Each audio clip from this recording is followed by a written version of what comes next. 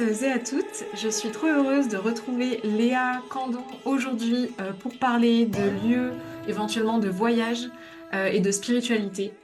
Je suis très heureuse de te recevoir aujourd'hui. C'est vraiment un grand, grand plaisir parce que j'adore ce que tu fais, vraiment. Donc, Merci. si je peux me permettre, du coup, tu es mentor spirituel. Euh, D'ailleurs, tu as choisi la voie du bouddhisme Theravada, si je me trompe pas, et du Reiki. Tout à fait. Mm, tout à Est-ce que fait. tu peux du coup, nous parler un peu de ton parcours et parler de qui tu es un peu plus en détail? Oui, avec plaisir. Et ben, merci à tous et à toutes de nous écouter ici. Globalement, moi, je vais dire que je suis une enquêtrice ou une chercheuse de lumière et de vérité depuis très, très jeune. Et cette quête, enfin, ce besoin à l'intérieur d'aller trouver la vérité et des sagesses autres que ce qu'on nous véhicule dans notre éducation ou dans le monde actuel, m'a poussée vers des chemins spirituels assez précis, qui sont aujourd'hui le bouddhisme et le reiki. Au travers de nombreux voyages sur Terre et ailleurs, j'ai pu être amenée à aller approfondir certaines choses en rencontrant des mentors, des enseignants et en appliquant des pratiques pour moi au quotidien. Et il y a 5 ans, j'en ai fait mon métier. Je me suis vraiment lancée en me disant que j'avais envie de donner un sens à ma vie et à mes journées. Et ça semblait comme une évidence. Et tout s'est aligné de manière assez fluide. Donc voilà, aujourd'hui, je dirais que je transmets un peu ce que j'ai appris, ce qui m'a enrichi, ce qui m'a permis d'apprendre à me connaître, à m'aimer, d'apprendre à connaître un peu l'humain et l'humanité tout entière, parce que quand on s'étudie soi-même, on étudie l'humain en entier, donc on étudie aussi les autres, on étudie le monde. Et aujourd'hui, de pouvoir accompagner, former, initier, que ce soit à la pleine conscience ou au Reiki, voilà, à toutes les personnes qui ont envie d'apprendre, de découvrir une voie pure, authentique et pleine de sagesse. Voilà. J'aime énormément ton approche. De toute façon, dès que je t'ai découverte, il y a une résonance qui s'est faite, mais immédiate. Euh, Et merci Super. vraiment de faire tout ce que tu fais, sincèrement. D'ailleurs, je crois qu'en regardant un petit peu ton contenu sur les réseaux, j'avais découvert que cette voie-là que tu as commencé à emprunter, je crois que tu as eu un appel où il s'est passé quelque chose à l'étranger d'ailleurs. Je crois que c'est au Canada, si je me trompe pas. Oui, alors ça a commencé en 2013 à New York. Ok. En fait, depuis très jeune, je voulais partir à New York et j'ai eu l'opportunité de rejoindre une amie qui s'était installée là-bas. Donc, c'est il y a 11-12 ans. Et j'ai passé un mois là-bas. Et là-bas, j'ai rencontré Amma. Donc, Amma, qui est une gourou spirituelle, une présence, une incarnation très puissante hein, qui voyage le monde d'ailleurs hein, pour faire des câlins et donner le darshan.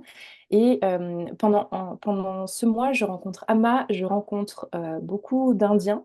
Donc, à savoir que moi, j'ai des origines indiennes et pakistanaises, mais je n'ai pas été élevée dans la culture. Donc, je retrouve une connexion à mes origines et je rencontre toute une communauté bouddhiste.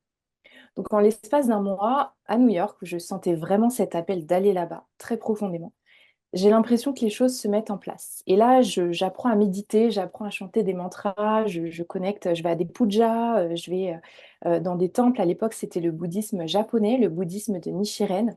Donc, on récitait un mantra.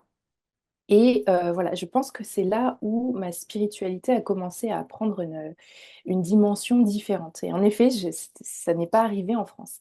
Ensuite, je suis rentrée vivre en France, j'ai vécu en Espagne, voilà, et je suis retournée vivre à New York en 2017 et cette fois pour un an. Et là, j'ai pu de nouveau reprendre un petit peu. J'ai revu Amma, j'ai retrouvé la communauté bouddhiste et à l'issue de cette année-là, j'ai déménagé au Canada.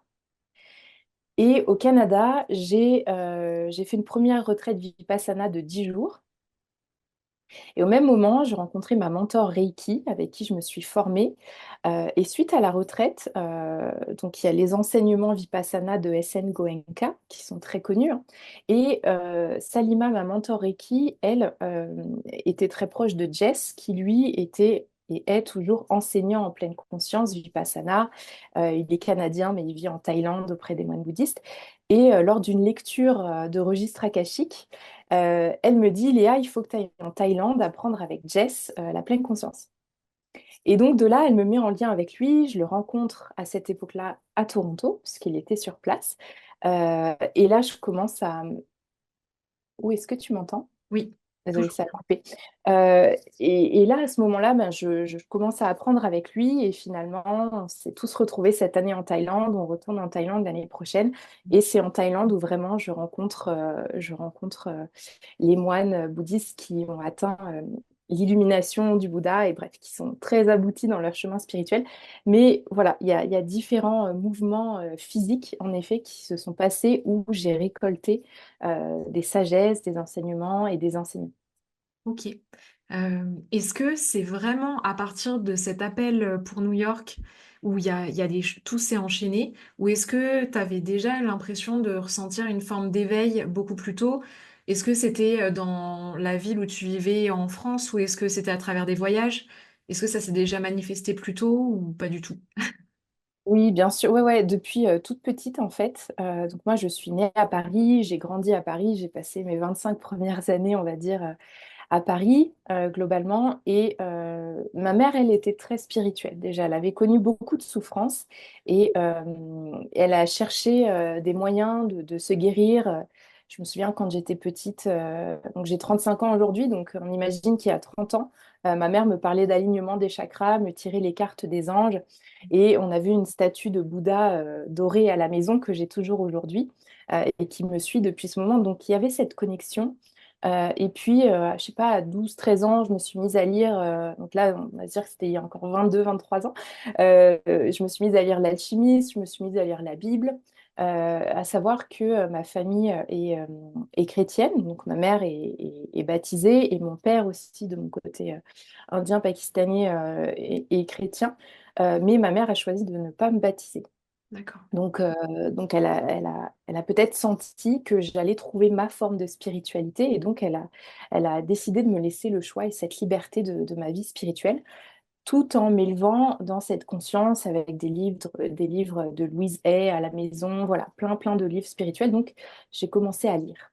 C'est par la lecture, mais c'est aussi, euh, je me mettais à prier, à connecter aux anges, à remercier, à regarder le ciel ou à demander quelque chose. Et puis, ça arrivait juste après. Donc, je sentais qu'il y avait une forme de magie autour de moi, quelque chose d'invisible, quelque chose de plus fort. Et j'étais déjà reliée à ça, mais je comprenais pas vraiment ce que c'était.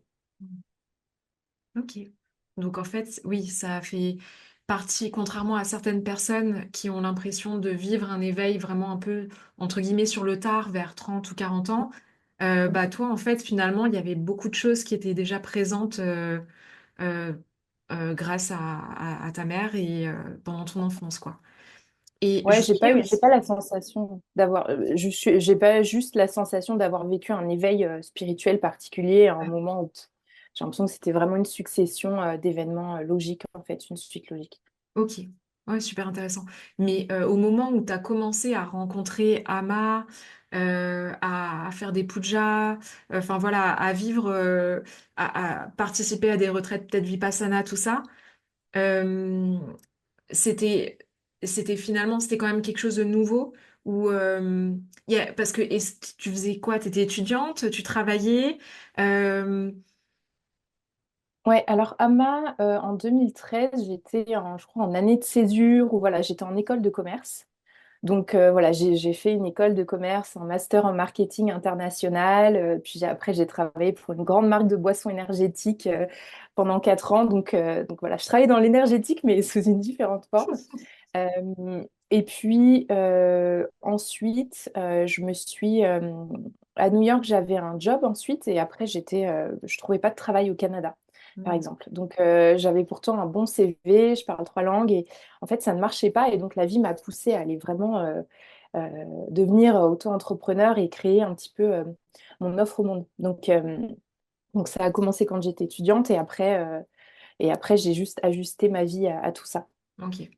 Oui, tu t'étais pas dit quand tu allais faire des études, bon bah je vais me diriger vers une voie spirituelle, quoi. C'est quelque chose qui est venu. Non, pas du tout. Non, non, c'est ce que je dis toujours, c'est que c'est venu à moi plutôt qu'aujourd'hui, je vois beaucoup de personnes qui forcent les choses, qui veulent Ouais. se former à ci, à ça, parce que c'est tendance. Mais en fait, moi, c'est venu très naturellement. Et encore une fois, c'est l'invitation de la vie à laquelle j'ai su répondre, hein, parce que j'aurais pu complètement me dire, non, non, je continue dans ce job. J'avais une carrière brillante qui m'attendait, voilà, de belles choses, mais j'ai vraiment écouté ce qu'il y avait à l'intérieur de moi. Et ça a fait plus de sens.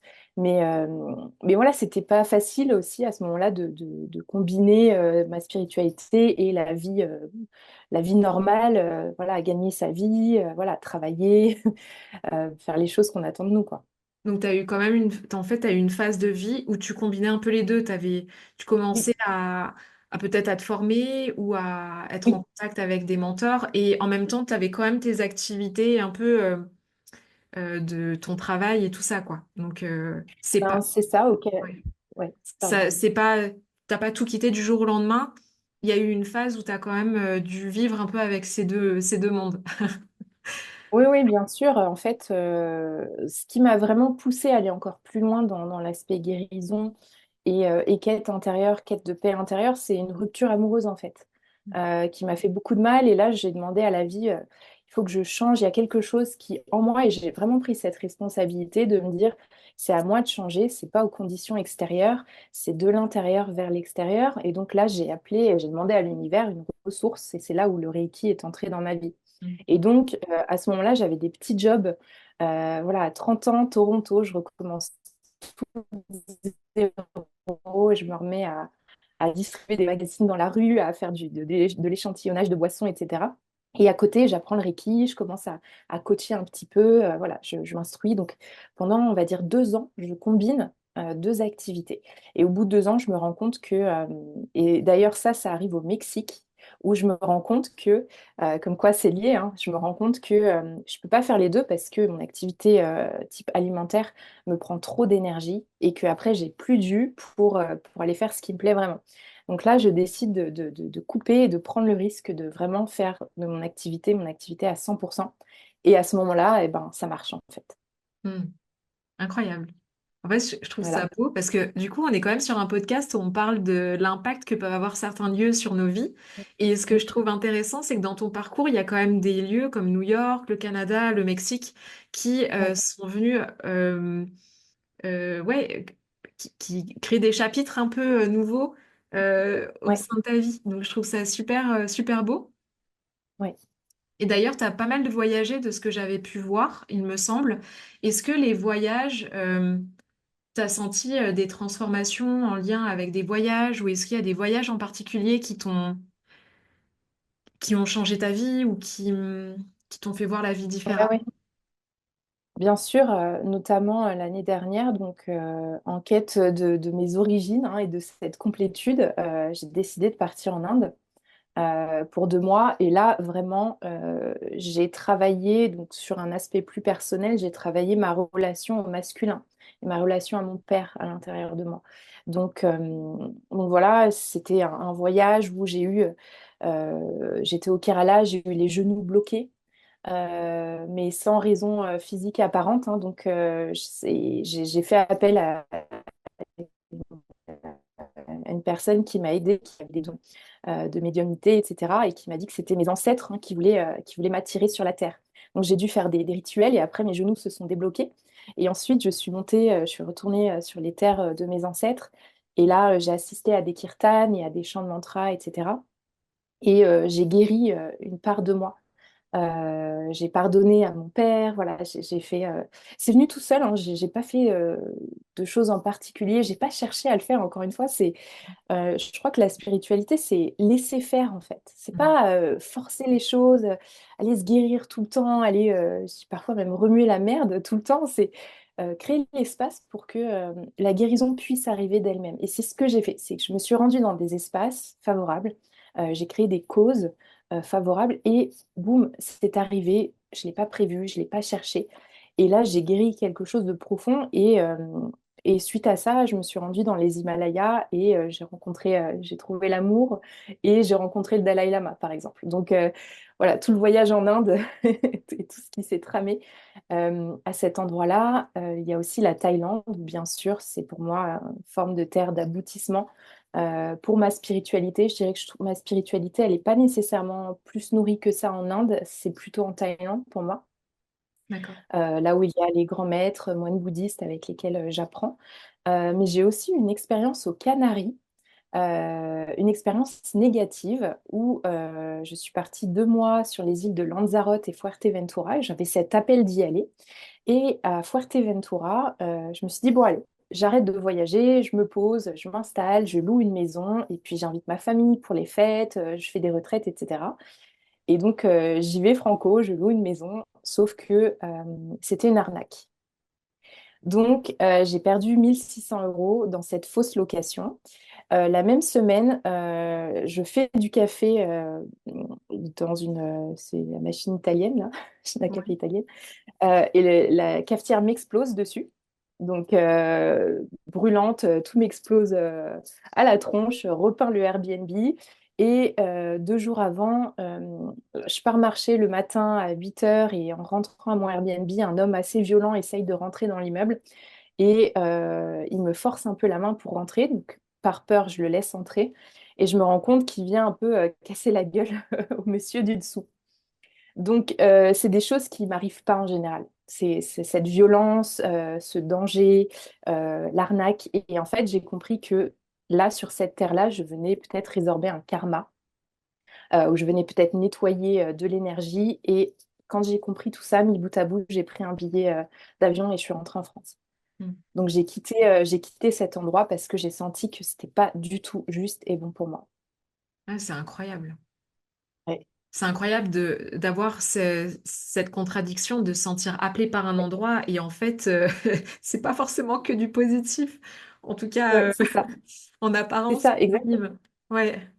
Bon, après, avec ta grande sagesse, tu arrives à prendre du recul dessus et te dire ça a quand même été une étape, alors pas très confortable, mais du coup, il y a eu des leçons ou des, je sais pas si c'est des Ouais. leçons, en tout cas, voilà, peut-être tu le vois d'un œil et pas avec une certaine prise de recul et pas forcément quelque chose en tant que victime, mince, c'est pas Non, pas fait du ça, tout. tout ça.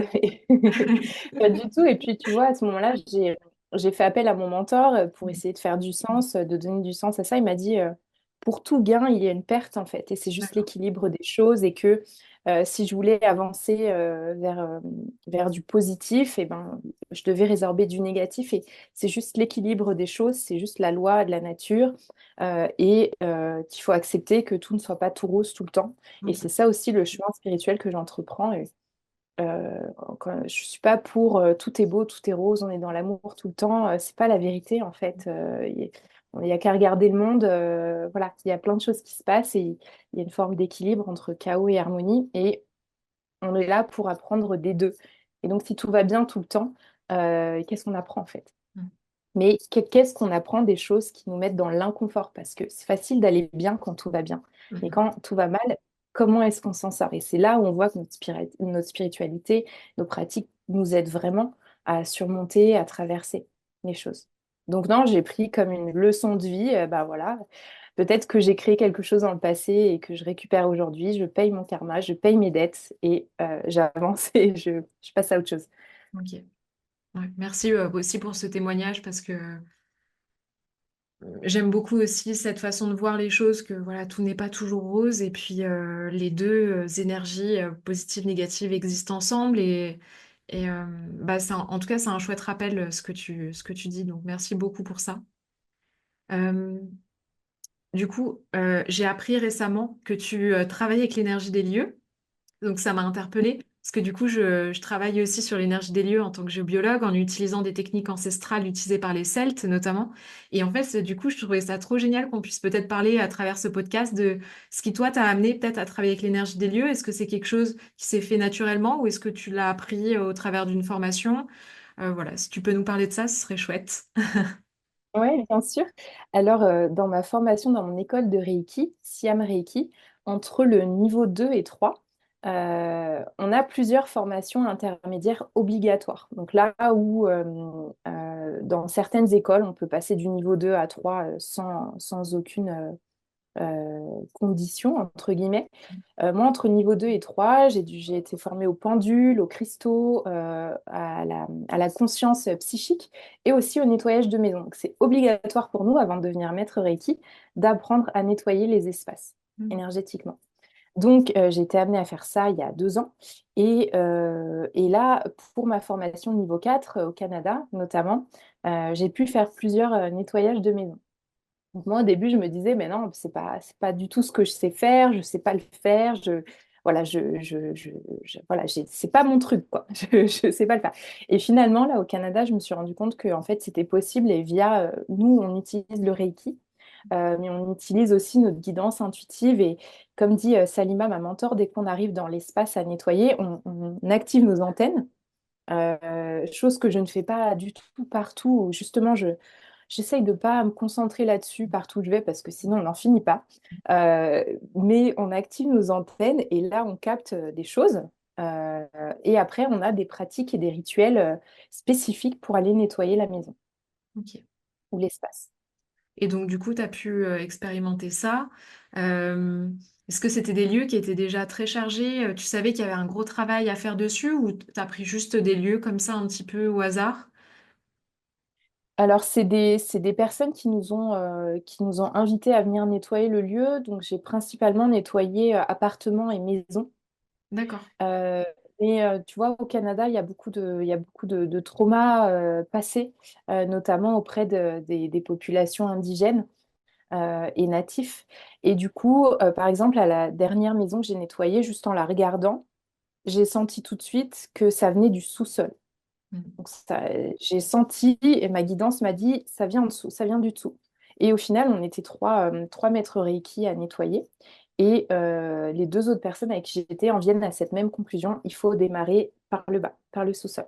Tandis que dans un appartement, l'autre appartement, il y avait un gros pilier de béton au milieu de de l'appartement. Et j'ai senti que c'était là où il y avait un blocage énergétique. Et en effet, on a confirmé à 3 que c'était l'endroit par lequel il fallait commencer.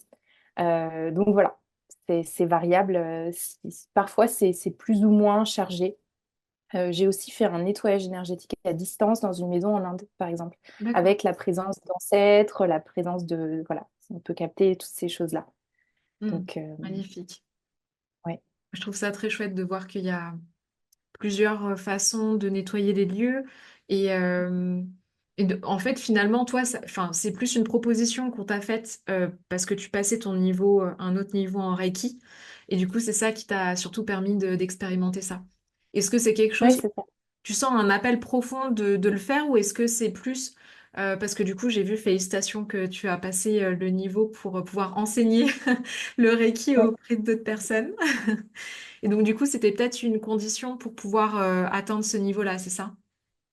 En fait, c'était vraiment pour me permettre de pratiquer et de déployer un petit peu les capacités liées au Reiki. Et je ne pense pas que, après je dis ça, mais je pense pas qu'aujourd'hui ce soit ce vers quoi je tende. Mais au même titre qu'il y a 1 an, je disais que je voulais pas passer mon niveau 4 de Reiki parce que j'étais pas prête.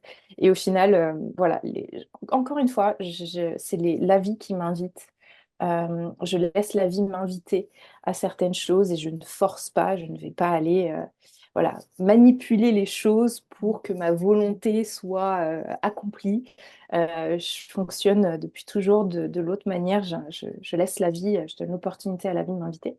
Donc pour le moment, je reste vraiment concentrée sur les initiations Reiki, les soins. Mais si j'ai une demande de nettoyage d'espace, pourquoi pas? Hmm. Ok. Bah, merci en tout cas pour ce partage. Peut-être que ça en appellera certains. Oui. Du coup, est-ce que tu peux nous parler dans le lieu dans lequel tu vis actuellement? Est-ce que c'est un lieu dans lequel tu te sens bien? Est-ce que tu te sens attiré plutôt par des environnements urbains ou ruraux ou de nature? Enfin, est-ce que tu peux nous parler un petit peu de toi, de tes affinités par rapport au lieu? Ouais, ouais. Alors écoute, moi, née à Paris, on va dire que je suis une citadine. Mais que par les voyages, j'ai appris à découvrir la nature. Et là, aujourd'hui, je me retrouve à vivre vraiment dans la nature, dans les montagnes, auprès des forêts, des lacs. Et je me sens super bien. En fait, j'ai l'impression que chaque environnement vient m'apporter quelque chose de différent et vient un petit peu s'adapter à qui je suis devenue. Et j'ai eu des moments très inconfortables hein, pendant les voyages où je me suis retrouvée dans des Airbnb très bruyants. J'étais très sensible quand j'ai commencé à comprendre l'hypersensibilité, très sensible au bruit, très sensible aux énergies. Et donc, j'ai compris qu'en fait, il fallait que je vive seule ou plus en colocation. Là, je vis avec mon chéri, mais plus en coloc ou avec des étrangers, etc., parce que ça ne marche pas pour moi. Donc, il y avait cette contrainte de un lieu séparé des autres, pas de voisins, pas dans un immeuble. Enfin, pour moi, c'est très difficile. Donc un lieu vraiment unique et séparé des autres personnes avec un contact à la nature proche. Et là où je vivais juste avant, c'était à côté de Montpellier, donc en bord de mer. Donc pareil, j'étais bien parce que voilà, il y avait possibilité d'aller se ressourcer au bord de la mer, mais c'était dans un immeuble. Donc là, je sentais que voilà, c'était pas idéal. Et j'ai aussi appris à être patiente et que je ne peux pas tout avoir d'un coup. Mais là, aujourd'hui, la vie m'a positionnée dans un bel endroit indépendant et entouré de nature et de montagnes qui, je trouve, donne un aspect sécurisant et chaleureux, en fait. Mm. En tout cas, vu Donc, des photos, ça a l'air vraiment trop beau. c'est c'est le paradis. J'ai de la gratitude tous les jours pour ce que la vie m'a offert, encore une fois. J'avais une vision, je sentais que c'était ce dont j'avais besoin. Je l'ai écrit, je l'ai visualisé et boum, c'est apparu. Bah, j'allais justement te poser la question pour des personnes qui ont tendance à forcer les choses, qui ont l'impression que les choses, enfin, ce qu'elles désirent n'arrive pas ou que, tu vois, en fait, c'est énorme ce que tu nous partages parce que euh, ton témoignage de vie nous montre que t'as pas forcé les choses sont venues à toi. Mais en fait, c'est super dur d'être dans cette dynamique-là et de se dire, je fais juste confiance à la vie et ce qui doit arriver va arriver. Ouais. C'est assez particulier cette forme d'électron libre et en anglais, le mot c'est surrender. C'est vraiment se rendre et s'abandonner à la vie. Ça demande un gros lâcher-prise. Et pourtant, je suis quelqu'un de très contrôlant. Je suis ascendant vierge. J'ai ma lune et mon ascendant en vierge. Donc, il y a un aspect, tu peux Oui. voir, il y a un aspect très contrôlant. Et même par rapport à ma pratique de pleine conscience et de méditation, il y a une grande forme de contrôle et de désir d'atteindre quelque chose. Mais c'est vraiment, je sais pas, j'ai l'impression que c'est quelque chose qui a toujours été là en moi.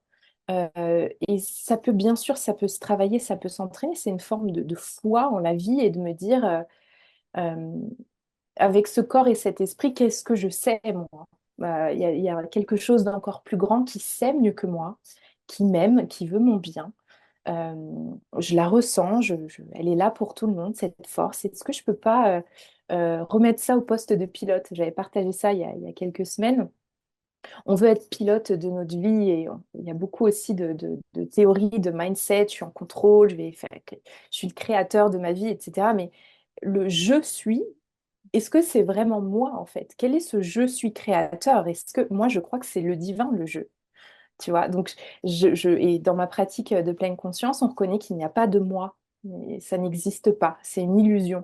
Et donc, je me rends de plus en plus à ce je suis créatrice de ma vie, je suis en contrôle. En fait, non, c'est le divin en moi qui s'exprime. Alors, est-ce que je peux lui laisser de plus en plus de place? Mais ça m'a pris de beaucoup bouger, hein. Enfin, ça m'a demandé un grand lâcher-prise, beaucoup de courage, de quitter mes proches, de quitter mes repères, de quitter mon confort.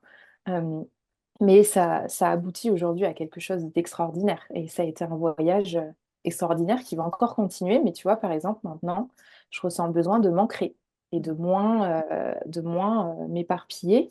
Mais j'ai eu besoin de cette phase pour aller apprendre tout ce que j'ai appris et ensuite me poser pour transmettre.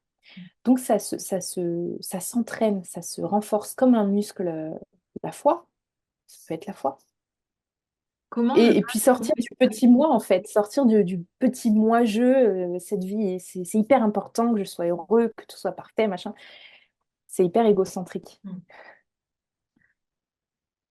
Est-ce que tu aurais des conseils, comment dire, tu vois, pour rendre ça un peu plus concret pour des personnes qui l'ont pas vécu ou qui n'arrivent pas encore à cerner cette idée-là?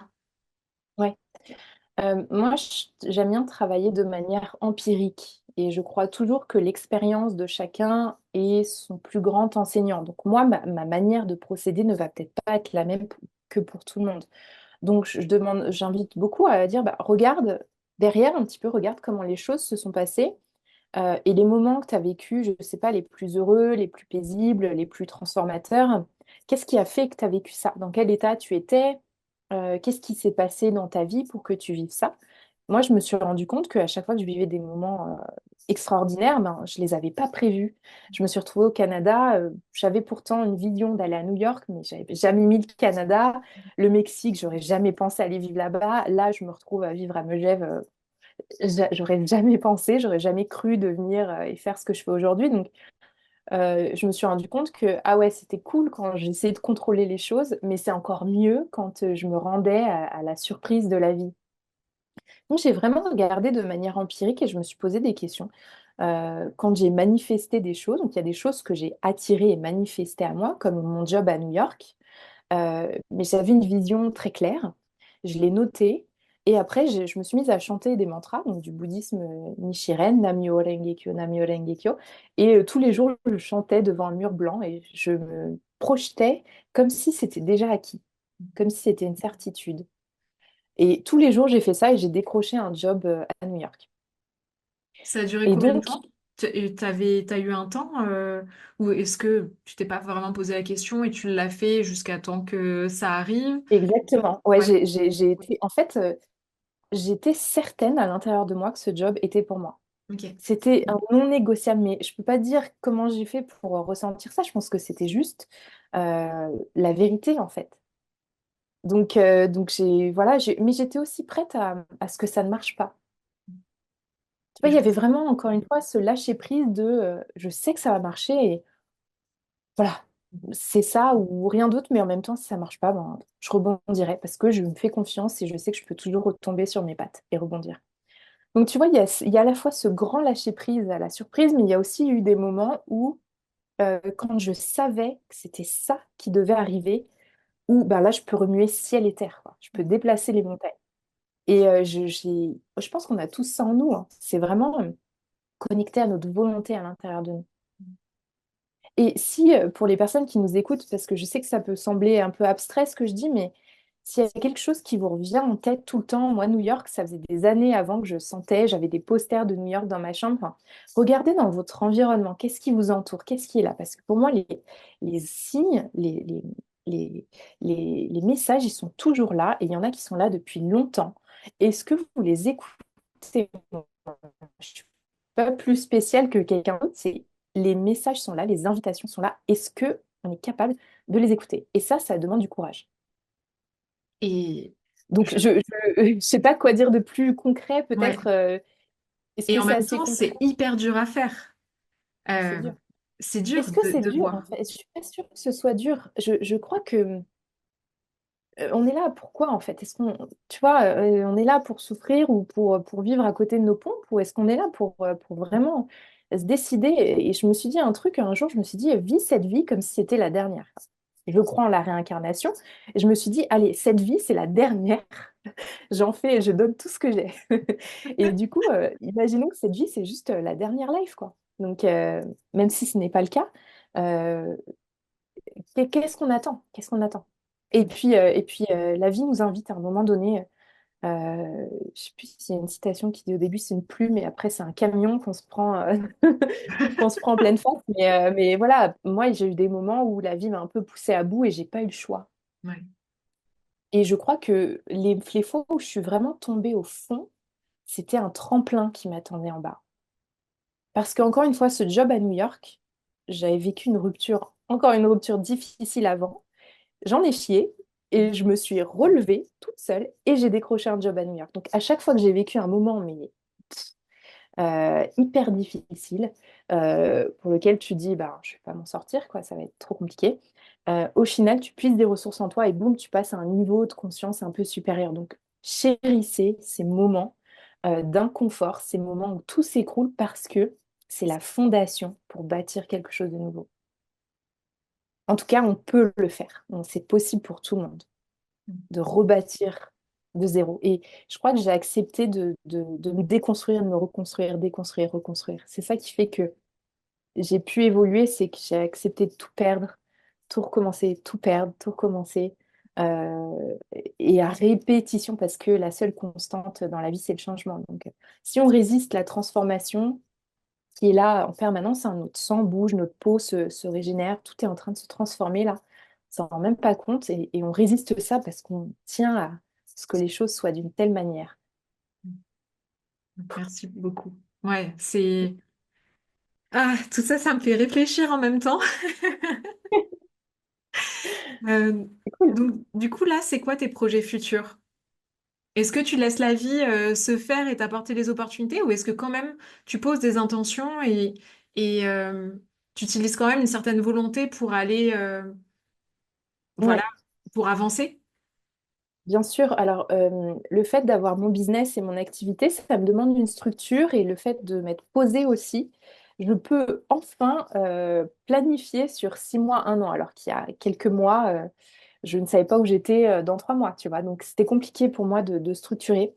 Et j'ai une grande part de moi qui est très hypersensible. Je n'ai pas envie de m'identifier à quoi que ce soit, évidemment, mais j'ai besoin de structure. Donc là, j'ai structuré avec des dates d'initiation Reiki, de retraite, etc. Donc il y a une part de structure, de planification, mais je dis même de préparation, parce que préparation, ça permet de se sentir en paix, mais c'est pas figé. Donc il y a beaucoup de temps de vide autour. Donc voilà, il y a des deadlines, il y a juin, retraite en silence, janvier, initiation Reiki, voilà, j'ai un calendrier. Il y a des intentions de voyage, de retraite pour moi personnellement, mais je laisse faire aussi entre les deux.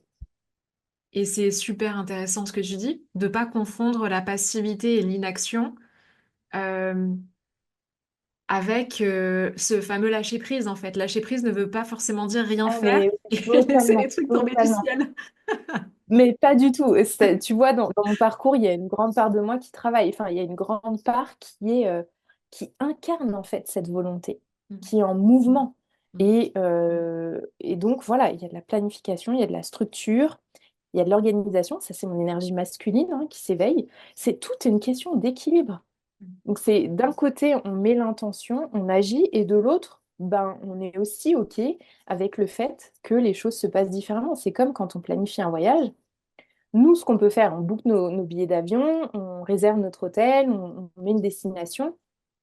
Après, tout ce qui arrive en chemin, eh ben, on ne peut pas le contrôler s'il y a un retard d'avion, s'il y a un changement de plan, etc. C'est là où, tu vois, il faut jongler un petit peu avec les deux. mm.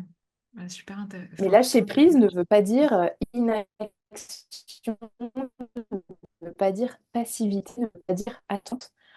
C'est confiance. C'est je sais que je mets les bonnes actions justes, qui me semblent justes dans l'instant, et je laisse la magie de la vie déployer. Imagine qu'on plante une graine, donc nous on va planter la graine, on va arroser, etc. Mais on ne sait pas à quel moment la plante va pousser, à quoi est-ce qu'elle va ressembler.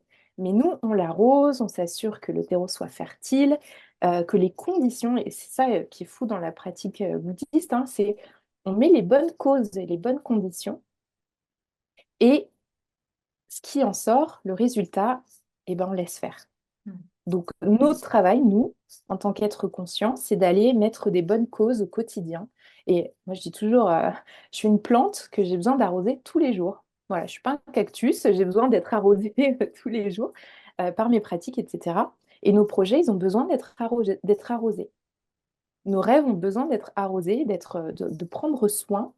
Mais la manière dont ça se déploie, on laisse un peu la force de vie faire, en fait. Il n'y a qu'à regarder la nature. mm. Exactement. Utilisons la Et nature nous, on est des comme un forces de la réservoir. nature. Enfin, on est la nature. Complètement. Et on Le est corps complètement. humain, mais Ah oui, oui. il appartient Et on à la l'oublie. terre. Hein. On l'oublie. On l'oublie. Ouais, ouais, Ah ouais. on l'oublie. Est-ce que tu aurais un dernier partage, une citation, un partage, peu importe, à faire aux auditeurs qui nous écoutent? Je ne sais pas si ça pourrait s'adresser à un profil particulier, mais peut-être pas forcément. Peut-être des personnes qui sont en lutte un peu Ouais. dans leur vie, qui peinent peut-être à trouver leur voie ou. Ce que je pourrais dire, c'est que on a tendance à dire je ne sais pas. Je ne sais pas ce que j'aime, je ne sais pas ce que je veux. Et ça, j'y crois pas. Ça, c'est la plus grosse illusion, le plus gros mensonge qu'on se raconte. Au fond de nous, on sait. Au fond de nous, on sait. Mais il y a cette barrière de j'y vais ou je prétends que je ne sais pas parce que ça me rassure de me dire de toute façon, je ne sais pas. Je suis une victime. On sait. On a toujours la réponse à l'intérieur de nous. Il faut bien sûr parfois enlever certaines couches. Et je dirais que, encore une fois, on est des plantes qu'il faut arroser tous les jours. Et c'est hyper important d'avoir une structure spirituelle au quotidien. Un socle qui nous relie à nous, à notre âme, tous les jours, par des pratiques. C'est ce qui marche pour chacun de nous. Pour moi, c'est la méditation, l'écriture, la marche en nature. Pour d'autres, ça va être le yoga, la danse, le chant, le dessin, peu importe. Euh, mais aller à ce qu'on sait au plus profond de nous et oser vivre ce qu'on sait, oser vivre euh, ce qu'il y a dans nos tripes en fait, ce qu'il y a vraiment en profondeur parce que je vois l'image des bisounours tout le temps. Chaque bisounours a sa couleur, tu vois. Donc le violet, il est violet, il cherche pas à être jaune ou orange. Et le violet, il brille sa lumière violette. Le jaune, il brille sa lumière jaune. Et ensemble, on forme toutes les couleurs de l'arc-en-ciel. Et donc, osez briller votre propre couleur, osez rayonner votre propre couleur. Parce que le monde a besoin de chacun dans sa couleur, dans sa singularité, dans sa spécificité. Euh, et de l'autre côté de ça, il n'y a que de la magie. Il n'y a que du bon qui peut en ressortir. C'est ça, n'ayez pas peur. Parce que quand vous choisissez vous, il y a toujours une forme d'abondance derrière et de reconnaissance de l'univers. Et l'univers, il reconnaît le courage. Donc je travaille beaucoup avec le courage, hein, le concept de courage et courage. Je peux finir pour un mot, c'est courage. Mm. Et ça me parle énormément parce que c'est aussi ce mot-là qui résonne beaucoup dans ma vie et qui essaye de me guider pour des fois affronter des moments ou des décisions pas faciles. Ouais, Euh, Merci énormément, Léa, pour tous ces partages. Je suis tellement heureuse que tu m'aies fait cet honneur de venir sur ce podcast. avec plaisir. J'adore. Moi aussi. Là, on est obligé de s'arrêter, mais si je pouvais, Ah je bah, si, si. continuerais. Euh, Avec Où est-ce qu'on peut te retrouver juste avant de clôturer? Alors, bah, sur Instagram, Léa Candon.